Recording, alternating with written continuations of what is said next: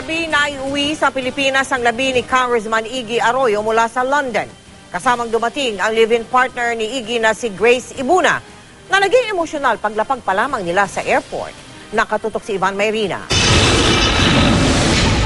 Mahigit isang buwan matapos bawian ang buhay, naiuwi na sa wakas sa Pilipinas ang labi ng kongresistang si Ignacio Iggy Arroyo mag-aalas 11 kagabi. Ang live-in partner na si Grace Ibuna ang nag-uwi ng bangkay mula sa London.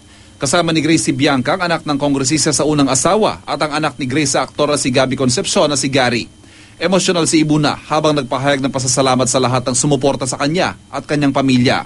At naluha pa ng tanungin tungkol sa mga alaala ng yumaong kongresista. He was the kindest man. Napakabait niyang tao. I just want him to have a dignified burial.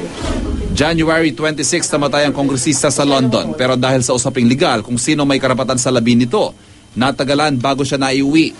Tiniyak ni Grace na hindi raw pera ang punot dulo ng lahat.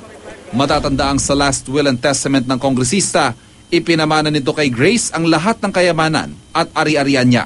This is not the proper forum for me to discuss anything about that.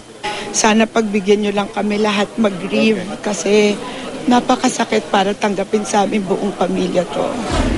Mula sa airport, idiniretso ang bangkay ni Congressman Iggy sa Arlington Funeral Home sa Quezon City para ayusan at saka dinala sa kanyang ancestral home sa La Vista sa lungsod din ng Quezon. Ivan Mayrina, nakatutok, 24 oras.